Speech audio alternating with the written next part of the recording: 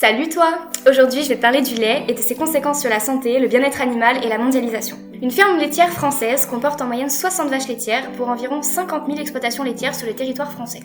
La France est le 10e pays européen producteur de lait de vache et, en 2020, la consommation de lait a augmenté de 6%. Transformés, les Français consomment de grandes quantités de produits laitiers par an.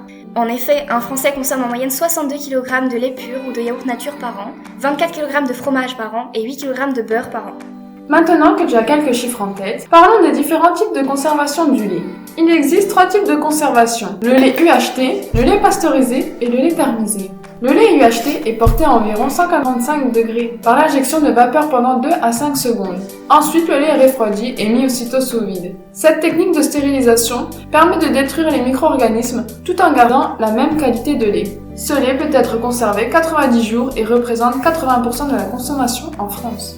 Le lait pasteurisé, lui, est porté entre 72 et 85 degrés pendant 15 à 20 secondes. Le lait est ensuite refroidi et mis sous vide, comme pour un lait UHT. Il existe aussi un lait dit ultra pasteurisé, qui est porté à 135 degrés pendant 15 à 20 secondes. La technique de pasteurisation permet de détruire les micro-organismes et d'éviter la fermentation. La pasteurisation altère la forme du lait, contrairement au lait UHT, mais nous y reviendrons plus tard. La durée de conservation d'un lait pasteurisé est de 7 à 10 jours. Cependant, sa date limite de commercialisation est au surlendemain de son conditionnement. Enfin, la dernière technique de stérilisation est le lait thermisé. Celui-ci est chauffé à 60 degrés pendant 15 secondes. Le but de cette technique est d'aseptiser le lait et détruire certains micro-organismes pathogènes. Ce lait n'est généralement pas vendu tel quel et est transformé en fromage par la suite. On peut comparer ces 3 techniques de stérilisation avec le lait cru. Celui-ci ne peut pas être porté à plus de 40 degrés et donc ne subit pas de traitement thermique. Cela permet de conserver la flore bactérienne du lait et donc du goût du lait. Ce lait a une durée de conservation de 3 jours après la traite. Les méthodes de stérilisation dont je vous ai parlé juste avant permettent donc d'augmenter la durée de vie du lait et sa sécurité en matière d'hygiène. Il existe une grande variété de laits. Certains laits proviennent d'animaux différents, de techniques de production ou encore de stérilisation différentes. Ces laits ont donc forcément des impacts plus ou moins importants sur la santé humaine. Je vais commencer par un lait dont je t'ai parlé juste avant, le lait pasteurisé. La pasteurisation modifie les protéines du lait, détruit une partie des vitamines, des bactéries utiles et des enzymes servant à la digestion chez l'homme. En quelques mots, cette technique rend le lait moins digeste et plus allergène. De plus, lors de l'homogénéisation du lait, les molécules de gras à la surface éclatent et libèrent une enzyme associée à des problèmes artériels. Au final, si on compare le lait pasteurisé au lait cru, ce dernier n'aura pas forcément plus de risques que le pasteurisé. Au contraire, le lait cru possède des bactéries utiles au combat naturel des bactéries pathogènes. Certaines permettent d'accroître la production de lactase et donc de diminuer l'intolérance au lactose qui est de plus en plus présente dans notre société. Si on compare avec le lait biologique maintenant, au niveau santé, celui-ci est meilleur que le lait cru car il garantit aux consommateurs l'absence de pesticides et d'antibiotiques dans le lait. Les bactéries présentes dans le lait responsables des infections sont globalement Escherichia coli, Salmonella et Listeria. Elles se développent entre 20 et 40 degrés. Ces bactéries sont présentes dans le tube digestif des animaux et peuvent saillir les mamelles. Ainsi, si une mamelle est mal nettoyée lors de la traite, elles peuvent avoir des risques d'infection. Pour éviter au maximum ces risques de contamination, il y a donc des normes de qualité qui ont été mises en place. Le tank à lait doit être maintenu à une température de 8 degrés si la collecte est effectuée tous les jours, sinon c'est 6 degrés. Lors du transport, la température ne doit pas dépasser 10 degrés, puis 6 degrés dans le milieu de stockage et de transformation, s'il est transformé. Une autre manière de limiter les risques est de stériliser le lait via les techniques que je t'ai présentées juste avant. Concernant les fromages, ceux au lait cru sont déconseillés aux enfants et aux femmes enceintes car il y a des risques de contamination bactériologique plus importants. Ça y est, j'en ai fini avec les bactéries. Maintenant, penchons-nous sur le lait provenant d'animaux différents. Le lait de vache, pour commencer, augmente le risque d'ostéoporose, c'est-à-dire la fragilité des os. Ce lait contient une forte quantité de calcium. Cette forte consommation entraîne une baisse de vitamine D, protégeant contre un grand nombre de cancers. Le lait comporte aussi de la caséine, qui a pour objectif de faire se développer un animal de plusieurs centaines de kilos en seulement quelques mois. Chez l'homme, cette caséine est nocive car elle accélère le développement des cellules tumorales de la prostate. Le lait de chèvre, lui, contient plus de protéines et une matière grasse plus digeste à l'homme que le lait de vache. Ce lait ne contient pas d'acide folique et a des compositions en lactose, vitamines, minéraux qui sont semblables au lait de vache. Enfin, le lait de brebis est le plus gras des 3 laits et est le plus difficile à digérer. Concernant l'intolérance au lactose, celle-ci est due à une absence de lactase dans le corps humain car celui-ci arrête d'en produire à l'âge de 3 ans. Le lactose s'accumule donc dans les seins et dans la prostate, augmentant le risque de cancer et de troubles cardiovasculaires. On peut donc se demander s'il est vraiment bien de boire du lait et s'il n'en existe pas une alternative à ce lait en question. En effet, il en existe bien une. Cependant, elle reste à étudier. Ce sont les laits végétaux. Leur consommation a fortement augmenté ces dernières années, justement dû aux problèmes de santé, au véganisme et à la cause animale. Les laits végétaux en général ne comportent pas de lactose ni de caséine. Ils sont aussi peu caloriques lorsqu'ils sont naturels et sont aussi riches en protéines et acides gras essentiels. Le lait de soja contient cependant une forte concentration en phytoestrogènes, pouvant perturber le système hormonal.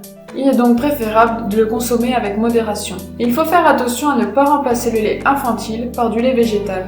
Le nourrisson a besoin des protéines et du lactose contenus dans le lait maternel. Les vaches laitières représentent 48% des vaches en France et sont élevées pour leur production de lait. Elles sont sélectionnées pour la production d'une importante quantité de lait et une traite facile à effectuer. Le cycle de vie d'une vache laitière est le suivant. Lors de la naissance de la vache, la femelle est une génisse car elle n'a pas encore eu de veau. Elle est gardée par l'éleveur pour renouveler le troupeau. Les mâles sont vendus à l'âge de 2 semaines pour être consommés. La génisse, dès ses premières chaleurs, va se faire inséminer artificiellement et aura donc une gestation de 9 mois.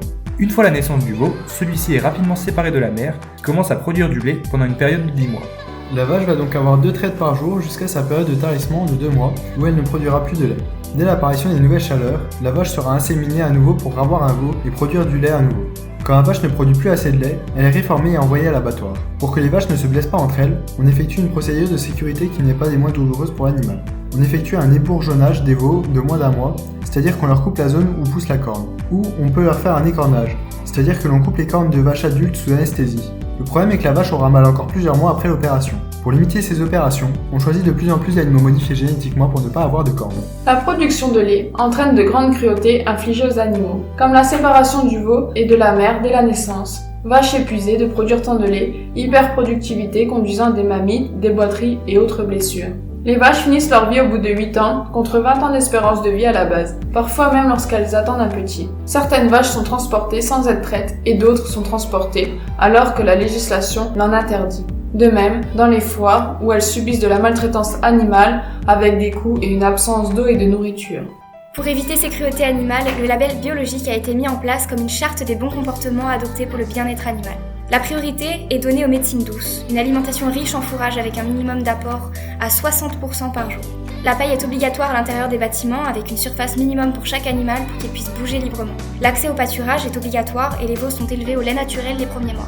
Il est tout de même important de noter qu'au rythme où avance notre société, il est difficilement pensable de conseiller bien-être animal avec la consommation de produits laitiers. Il est donc nécessaire de consommer le moins possible de fromage des supermarchés et de privilégier les fromages artisanaux.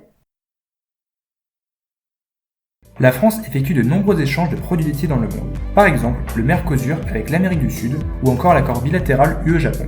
L'échange qui va le plus nous intéresser est le CETA, c'est-à-dire l'échange avec le Canada. Le CETA a permis de reconnaître officiellement 55 appellations de fromage. Par exemple, jusqu'à cet échange, le Canada pouvait produire du comté et l'appeler comté comme en France. Cependant, ce fromage n'était pas français. Cette reconnaissance a permis à la France la création de nouveaux marchés et donc une ouverture économique et politique.